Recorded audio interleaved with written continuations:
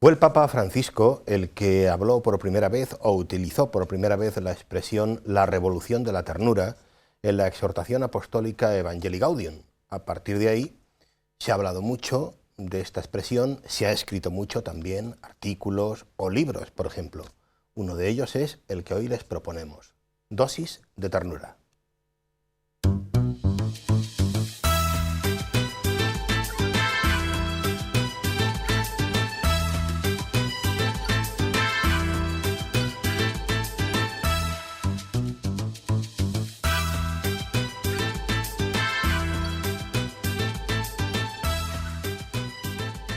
Saludos amigos, bienvenidos a una edición más. Estamos en 49 o más, el programa en el que cada semana les invitamos aquí en Canal Diocesano de Televisión a leer un buen libro. Lo hacemos con un buen amigo que nos acompaña, Antonio Rubio Muga. Bienvenido, Antonio. Muchas gracias. Bueno, una semana más, en esta ocasión un libro interesante. Nos salimos de las biografías, procuramos, ya hemos contado muchas veces a los espectadores que procuramos traer diversos géneros. Y bueno, pues en este caso, un libro con este título tan sugerente, ¿no? Dosis de ternura. Además, un libro que, como se puede ver, es creo que también de fácil lectura.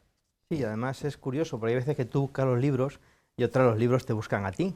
Hace unos meses, en la Feria del Libro de Madrid, pues aparecí por el stand de Paulinas y comentándole pues la iniciativa que tenemos desde esta casa de comentar libros. La hermana que estaba allí atendiendo aquella tarde, aquel domingo, pues me regaló este libro, Dosis de ternura, y dice, toma, que es lo que más se está vendiendo durante esta Feria del Libro en nuestro stand. Y cuando le echas un vistazo, pues es un tema bastante actual y además es curioso porque el autor, Alejandro Fernández Barrajón, ha nacido en el año 1960 en Fuente del Fresno, en Ciudad Real, y tal vez a mí personalmente me sonaba el nombre porque ha sido el presidente de la CONFER a nivel nacional. A muchas personas quizás les resulta en ese sentido algo conocida su imagen que estamos viendo ahí, por eso, porque ha sido presidente de CONFER. Y ha publicado varios libros, el último de todos, Cerca de ti, Señor. Y es un libro curioso porque cuando uno le abre, se encuentra con una gran sorpresa en el prefacio.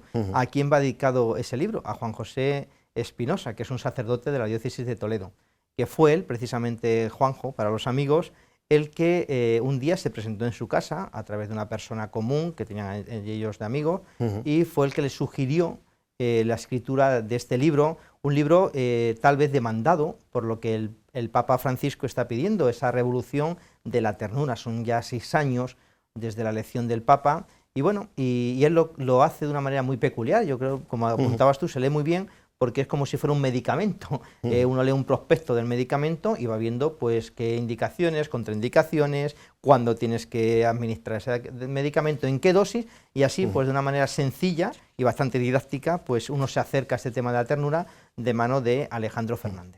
Y como punto de partida y quizá de fondo, de trasfondo en el libro está, ahora que habla de medicamento, lo que sería el encuentro entre el enfermo y el médico, ¿no? Ese que va al médico y va a decirle, doctor, tengo un problema, me pasa algo, ¿no? Quizá hay algo de eso también. Él ha utilizado un poco ese esquema, ¿no? Del enfermo también, que en un momento determinado le pide al médico ayuda ante una dificultad. ¿Quién no ha ido al médico? Doctor, no me encuentro bien, me duele algo. Y en este caso lo que él adolece es esa falta de fe, ese dolor de fe que aparece. Y parte de la definición de ternura, según el diccionario de la Academia de la Lengua Española. Ternura, dice él, es la cualidad de tierno, cualidad que produce sensaciones dulces, palabra, lo dicho, cariñoso, con lo que las personas se comunican de verdad. Y él parte de esa realidad para decir que la ternura para el cristiano no es otra que la ternura de Dios, que se ha manifestado de una manera plena en Jesucristo. Esa es la verdadera ternura. ¿Y cómo se recupera esta ternura? De una manera rápida, luego lo vamos a ir viendo, con la confianza en sí mismo. Claro. Es curioso que... ¿de cuándo es el libro? El libro de este año, del año 2019. Claro. Es que tiene una actualidad en ese sentido también muy grande. Si hablamos si nos planteamos a la luz de esto que dices tú, ¿no? De qué es la ternura, para qué sirve, en el contexto en el que estamos nosotros hoy. Me refiero a nivel de sociedad, ¿no? ¿Cuántas veces en muchas conversaciones, muchas personas que nos están escuchando seguramente han hecho este comentario de lo necesario que es también, ¿no? Sí, una cierta dosis de ternura en los tratos, ¿no? O en el trato en Porque muchos ámbitos. las personas nos movemos, muchas veces nos encontramos en nuestra realidad diaria con personas tóxicas, él habla aquí. Entonces, con lo cual, solamente la ternura puede llegar a desintoxicarnos, como si fuera una droga para nosotros. Y habla de que la Iglesia, tal vez más que nunca, en esta actualidad que decimos que tiene este libro y desde hace 6 años con el Papa Francisco, nos pide que nosotros tenemos que tener grandes dosis de ternura a la Iglesia en general. Y parafraseando a Arquímedes, dame una dosis de ternura y moveré el mundo. Esa dosis de ternura que el mundo hoy en día adolece y que la Iglesia tiene que llevar. Y pone un ejemplo al comienzo del libro de Santa Teresa de Jesús, esa fiesta que se celebra el día 26 de agosto, creo que es de la transverberación, donde un dardo traspasa el corazón de Santa Teresa, e incluso cuando le hacen la autopsia, cuando sacan el corazón de Santa Teresa, pues se ve la llaga en el corazón. Mi amado es para mí, es esa experiencia mística que tuvo la santa, pues que también él pone ahí desde el principio. Y el Papa Francisco, pues cómo nos ha llevado a romper todos los esquemas que hoy en día pues puede haber a través de las encíclicas suyas, y también esa resonancia desde el principio que él dice, que el Papa también, evidentemente, a San Francisco de Asís como gran ejemplo de ternura en la Iglesia. Bueno, siguiendo un poco este esquema de, digamos, de prospecto médico, hay un planteamiento en los inicios del libro sobre algunas precauciones, ¿no?, que las encontramos en cualquier medicamento, ¿no? Precauciones que usted debe tomar si va a tomar este medicamento, ¿no? Sí. Bueno, hay una cosa física, según el autor. La ternura produce una hormona en el cerebro llamada oxitocina, y esa hormona es la que va a mover el cuerpo y va a predisponer el alma. Entonces, parte de esa realidad que existe, esa oxitocina, esa hormona que se produce. Entonces, Dios nos va a regalar a nosotros grandes dosis de ternura, sin ningún tipo de condiciones, sin ningún tipo de mediaciones. Entonces, cuando tú decías advertencias y precauciones, pues bueno, nunca pasa nada porque te tomes excesivas dosis de ternura, porque él habla de una palabra que también está hoy en día muy presente, que es la palabra enamoramiento. Una persona extasiada, hacíamos referencia a Santa Teresa. Santa Teresa, por ejemplo. Pues una persona que ha recibido grandes dosis de amor, grandes dosis de ternura, y que ese amor y esa ternura se parece cada vez más a la ternura y al amor que Dios tiene sobre nosotros. Al final, el protagonista en toda esta historia no es otro que el Señor, que nos da a nosotros esa ternura, y es un amor auténtico cuando ese amor está lleno de ternura. La ternura, él habla con contraindicaciones completamente enemiga de la autosuficiencia. También es un tema que yo creo que alguna vez nos ha salido aquí, como la sociedad de hoy en día pues precisamente adolece de esa autosuficiencia, de ese mundo que cada uno se va creando y que al final te va aislando. Habla también de ese apego que nosotros podemos tener muchas veces a lo material, ese apego que nos lleva a alejarnos de la ternura de Dios y de los demás. Bueno, ¿cómo se toma este medicamento, ¿no? En cualquier prospecto también incluye el cómo debe tomarse este medicamento, ¿no? También él se atreve a dar aquí unas pinceladas sobre cómo se recibe, ¿no?, y cómo se toma esta ternura de la que estamos hablando. Hay una palabra clave en todo esto, que es la compasión. Jesús, bien entendida, porque, sí, déjame que te corte, lo mal que se utiliza a veces la palabra compasión o ser compasivo, ¿no? Por eso el parte de ese texto de alguien. De Mateo 9:3, 36, perdón, y viendo las multitudes tuvo compasión de ellos, porque andaban abatidos como ovejas que no tienen pastor. Entonces los pilares de la ternura es la compasión, los pilares del amor es la cercanía y esa propia ternura. Y siguiendo con Jesús, hay, aparte de ese texto que hemos hecho mención, el texto de las bienaventuranzas. ¿Qué son las bienaventuranzas sino grandes dosis de ternura y de compasión? Esas bienaventuranzas que lleva al hombre a ser capaz de transformar su propia vida, como dice el autor, y a ser capaz de transformar el propio mundo. Eso es importante. Y que lleva también, sobre todo, no solamente a transformarse él, sino a tener cuidado de los otros. Eso desde el principio, la ternura conlleva esa dimensión, lo apunta un poquito más adelante, social y de preocupación hacia el hermano. Y ahí podemos, si quieres, hacer una mención en dos ámbitos, ¿vale?, que subraya aquí el autor, ¿no? Los niños, por un lado, por hacer una alusión a los dos polos de la vida, ¿no?, los niños y los ancianos, ¿no? Sí. Parte de esa de los niños, una anécdota que sucedió al Papa Francisco, que en una audiencia un niño se escapó y fue corriendo hacia el Papa. Bueno, eso ha pasado en más de una ocasión. Sí. En este caso, el niño se le acercó al Papa y todo preocupado, su papá había muerto hacía poco, y le preguntó: Papa Francisco, mi papá, que era ateo, ¿se habrá salvado? Y él le preguntó, ¿tu papá te bautizó? Y él le dijo, sí, mi papá me bautizó. Dice, entonces tu papá era bueno, y eso lo hizo con los 4 hijos que había tenido. Dice, tu papá seguramente se habrá salvado porque era un hombre bueno. Esa anécdota para ver también la dosis de ternura, la ternura en cada momento de nuestra vida.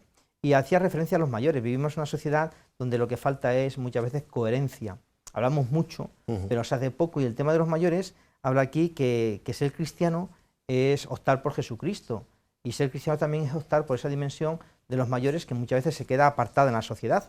Entonces, él propugna una serie de valores permanentes dentro de la vida de fe, de la vida social, de la vida de fe, que está en la atención a los mayores. Y habla de ese mito de la sociedad del bienestar. Y parte también de una cita del libro del Eclesiástico muy interesante. ¿De qué le sirve al hombre trabajar y afanarse día y día, cultivar la sabiduría, la ciencia, el éxito, si al final de la jornada todo eso no sirve para nada? La atención a los mayores como algo prioritario y también el buen uso de los bienes que tenemos de esta tierra. Los bienes no son malos, pero no son malos en cuanto nos quitan el sentido ni son un bien último. Claro, ni es un bien último, efectivamente. Entonces, cuando te resta esa atención a los niños o a los mayores, cuando te restan esa humildad, cuando te restan ese espíritu de servicio, entonces no sirven. Entonces, pone como prioridad los niños y los mayores. Un aldabonazo, verdaderamente, sí, estos dos ámbitos. Bueno, y luego, lógicamente, un medicamento que es algo bueno, lógicamente puede usarse combinado con, ¿no? Sí. Sabemos que hay medicamentos donde se te alerta que no se puede combinar o no se puede utilizar o tomar si está usted tomando no sé qué cosas, ¿no? Aquí juega él un poco con esa comparación para hablar de cómo, en este caso, este medicamento, que es la ternura, puede usarse, puede tomarse con otros medicamentos. Sí, efectivamente. Hoy en día también vivimos en una sociedad un tanto acomodada, habla él. Entonces, en ese acomodarse, la sociedad nos lleva a olvidarnos. Entonces, hay que intentar pues mendigar, él habla de ese amor. Y esa ternura se puede combinar efectivamente, pues por ejemplo, con el perdón. Hace referencia al Evangelio. Esa ternura se puede también con el amor, evidentemente estamos hablando, con la misericordia, que no es la ternura, sino las parábolas de la misericordia. Habla también de la gratuidad, lo que habéis recibido gratis, dadlo gratis. Fundamentalmente amor, perdón y gratuidad. Y también la renuncia a la venganza. Hace referencia a la ley del Talmud, como la ternura que propugna Jesús deja ya a un lado toda esa antigua ley. No he venido a abolir la ley, sino a dar la plenitud. El ojo por ojo. Efectivamente, esa ley del Talmud. Amad a vuestros enemigos y hacer el bien a los que os odian. Siempre la ternura, pues con esas 4 facetas que hemos dicho, se puede combinar sin ningún efecto contraindicatorio. Lo que sí tiene, lógicamente, como cuando uno, digamos que carece de algo que es bueno, ¿no? Esto es lógico, yo creo, ¿no? Él se plantea posibles efectos adversos que tiene no la ternura, sino no tomar este medicamento es algo que viene él a decir no es gratis. Si no lo tomas, que es lo mismo que decir si no te lo tomas en serio, ¿no? Pasan cosas. Hay un periodo en la vida donde él habla de la debilidad corporal y espiritual y la falta de las dosis de ternura. Él utiliza una palabra, una expresión concreta que es caer en un valle de lágrimas. El que vive exento de la ternura en su vida, pues al final que termina lamentándose absolutamente de todo y pierde esa felicidad plena a la cual estamos llamados todos, no solamente los cristianos, sino todas las personas. Entonces la falta de esa vitamina, entre comillas, que es la ternura, nos lleva a caer en el hastío, en ese valle de lágrimas que adolece hoy o que vemos de manifiesto en la sociedad actual. Claro que hablar de un tema tan serio como al final es este que plantea el autor y del que estamos hablando aquí, yo estaba pensando también en cómo, pues al igual que otro tipo de, vamos a decir, virtudes, ¿no? Aunque no creo que no se pueda considerar, ¿no?, la ternura como una virtud, ¿no? Pero requieren de un nivel de conservación, es decir, esto no es una cosa que tú recibes o tienes en un momento determinado y te cruzas de brazos y ya está. Él plantea aquí algo una reflexión muy interesante cuando habla de la conservación. ¿Qué hacer para conservar esto como una actitud, ¿no? El último responsable, en definitiva, de la ternura es Dios. Dios es el que nos la da. Y va a poner el ejemplo del libro del Éxodo, cuando Dios habla con Moisés, va a poner el ejemplo de Adán y Eva, va a poner tantos ejemplos que hemos hecho referencia a lo largo de los evangelios de Jesús. ¿Cómo es Jesús? ¿Cómo es Dios en definitiva? El que nos da esa ternura. ¿Para qué? Pues realmente para que la conservemos. ¿Con qué? Con una serie de actitudes, que es lo que cuando uno va leyendo el libro, pues al final se las tiene que aplicar en su propia vida. Una conservación que viendo la vida del Papa Francisco, para él siempre es el punto de referencia, la ternura es el hilo conductor, pero en todo deja siempre entrever que el que está ahí detrás, dándonos también un ejemplo de cómo conservar esa ternura, esa misericordia, ese amor de Dios, no es otro que el propio Papa.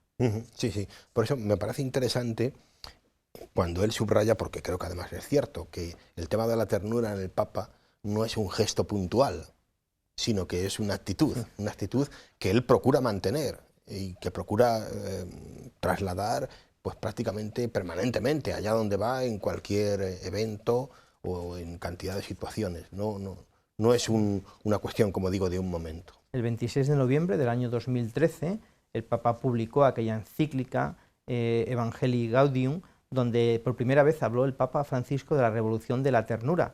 Y él daba un contenido social, lo que es el Evangelio, cómo el Evangelio exige un riesgo, él habla de un riesgo permanente y valiente en la sociedad. Ese riesgo permanente y valiente va unido a esa revolución de la ternura, que no se puede quedar en algo simplemente de palabras, sino que tiene que ir acompañado con esa virtud, con esa actitud que apuntabas tú de la ternura presente en cada acto que la Iglesia y nosotros como parte de la Iglesia tenemos que llevar a realizar. Y bueno, podemos plantearnos también qué pasa, se plantea aquí, si se te olvida, ¿no? En algún momento, ¿no? Si te despistas, podríamos decir, ¿no? Que es algo que puede pasar seguramente a todo el mundo, que te has tomado un medicamento en un momento determinado y se te olvida un día. Pues aquí él hace esta reflexión también, ¿no? ¿Qué pasa si se me olvida? Bueno, si se te olvida tomarse tu dosis de ternura, como hablábamos hace un momentito, pues al final que el amor, pues se va, él hace referencia de que ese amor no es que se vaya perdiendo, sino esa debilidad que va entrando el propio espíritu, igual que el cuerpo se debilita por la falta de vitaminas, la vitamina también del alma, del espíritu, para él es esa ternura. Entonces, ¿qué sucede? Lo que hacíamos referencia en un momentito, el valle de lágrimas, caes en la desesperación, caes en esa falta de cobertura, podríamos decir una terminología también actual de la fe. La fe pierde esa cobertura. Al final es el ejercicio de la caridad. Sí. Si tú dejas de ejercitar la caridad, la fe se debilita. Evidentemente. Bueno, luego otra reflexión que me parece muy interesante, sobre todo para no caer en la soberbia, es cuando la reflexión que hace el autor sobre el responsable, podríamos decir, ¿no? El responsable de cómo se fabrica o quién fabrica esto, ¿no? Pues no somos ni tú ni yo. No, el responsable último siempre de toda la ternura es Dios. Dios derrocha su ternura con su pueblo, Dios derrocha su ternura antes incluso con la creación, incluso con el perdón de Adán y Eva, que decíamos, Dios derrocha su ternura de manera definitiva, no solamente en toda la historia de la salvación del Antiguo Testamento, sino en Jesucristo. Sería el culmen de la fabricación de la ternura, que es el propio Jesús, Dios. Jesús es el que nos da esa ternura, es el responsable último. Nosotros participamos de la ternura en la medida en que participamos de la ternura de Dios, de la ternura de Jesús. Que es un don. En el fondo, hablar de ternuras, que es hablar de la caridad, del amor de Dios, y es un don. Me parece importante no olvidar esto, ¿no? Que no es algo que, aunque estamos aquí hablando con esta terminología de médicos y recetas y tal, esto no es una cosa que vas a comprarla a ningún sitio en realidad, porque los dones se piden. Sí, se piden y por eso todo esto también está conectado con el tema de la oración. Evidentemente, pedid y recibiréis. No se puede entender la ternura cristiana sin la unión. Habla al principio, en el prólogo hace referencia a la fe como necesaria. Si no tenemos fe, pues todo lo demás que vamos a ir construyendo o ese medicamento que queremos, hemos empezado hablando, doctor, se me ha debilitado la fe. Si se te debilita la fe es porque tú sientes esa necesidad de esa fe en tu vida. Si no la tienes o no la necesitas, pues no te puedes tomar el medicamento. El medicamento es para cubrir esa carencia de fe o de ternura que tú en un momento de tu vida estás experimentando. Hablabas tú antes de esa fecha tan importante, la del 26 de noviembre de 2013, y la exhortación Evangelii Gaudium, que es cuando el Papa, digamos, utiliza, ¿no? Donde el Papa utiliza esta expresión, ¿no? De la revolución de la ternura. Pero a partir de ahí podemos encontrar como una especie de programa, podríamos decir, que luego el Papa va desarrollando. Una de las cosas que a raíz de esa encíclica el Papa, todos recordamos que programó el año de la misericordia. Una de las peticiones que hace Alejandro Fernández al Papa es que para cuándo el año de la ternura. Él hace referencia. Entonces el Papa puso en boca de todos la misericordia, el Papa puso en boca de todos la ternura. Una ternura que es algo actual de esta sociedad, una ternura a la cual estamos llamados a movilizar a todos los pueblos. Toda la Iglesia tiene que movilizarse en aras de esa ternura. El Evangelio tiene que llegar a todos los rincones de la tierra, eso es una realidad. La Iglesia es misionera. El Papa también nos está hablando de las misiones. Y esa misión de la Iglesia no se puede hacer de cualquier manera, sino que se tiene que hacer desde la ternura y desde la misericordia, que es lo que estamos viendo. Claro, y por último, si nos planteamos, Antonio, ejemplos, que el autor se mete en un tema que yo creo que esto solo da para un libro, ya plantearse ejemplos o modelos de ternura, ¿no? Bueno, él aquí hace un esquema, yo lo llamaría así, ¿no? Un esquema porque cita algunos ejemplos muy conocidos, bíblicos, ¿no? Pero podríamos hacer una lista inmensa, ¿no? El último de los capítulos habla algunos ejemplos de ternura en la Biblia. En el Nuevo Testamento, de manera especial, habla pues la boda de Caná, los 2 discípulos de Maús, el joven rico, Zaqueo, los leprosos. Y él, me he querido centrar en la relación de ternura que experimenta en Betania con aquellos 3 hermanos, Marta, María y Lázaro. Es una relación de amistad, son amigos. Sí, donde él deja ver esas 2 actitudes que podemos tener en la vida, la actitud de Marta y la actitud de María, pero donde valora y el Señor como resalta de una manera especial la actitud de María. La actitud de María, ¿por qué? Porque es esa escucha atenta, es ese cariño, es esa ternura. Se trata en la vida muchas veces de priorizar cosas, no es que el otro fuera malo, ni mucho menos la actitud de Marta, pero en la vida tenemos que priorizar. Entonces, ante el mundo secularizado que vivimos hoy en día, un mundo que se olvida de Dios, un mundo que ha dado a Dios de lado, pues ahí él propone esos valores que encarna la actitud de María, es escucha atenta, es ser capaces de ponerse sin mirar el reloj, sin tiempo, delante del Señor. Porque te importa alguien, ¿no? Te importa, efectivamente, te importa, sin mirar el reloj, para escucharle a Él y dejarte llenar de Él, que es en definitiva lo que se trata todo el libro, que al final cuando uno ha analizado su vida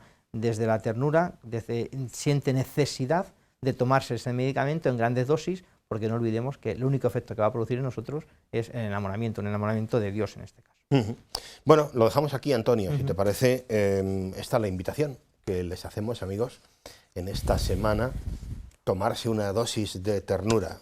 Es la propuesta que les hacemos. Vamos a terminar, como hacemos siempre, con un texto a modo de resumen de esta charla que hemos mantenido para invitarles a leer este libro. El texto lo escoge Antonio, como siempre. Está tomado de esos últimos ejemplos que hablaba el autor de Jesús en el Evangelio, precisamente de las bodas de Caná. Nuestra Iglesia y nuestra fe cristiana no pueden ocultarse en una vasija de piedra, ni reducirse a ritos, ni convertirse en agua. No es cumplimiento sino ternura lo que se desborda y cura cuanto toca.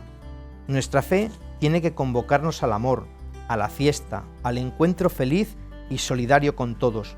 Un cristiano o es tierno o está vinagrado. Obispos tiernos, sacerdotes tiernos, catequistas tiernos, y un tiempo nuevo se abrirá paso entre nosotros. El tiempo de la gracia y la salvación, como dice el Papa Francisco, la revolución de la ternura.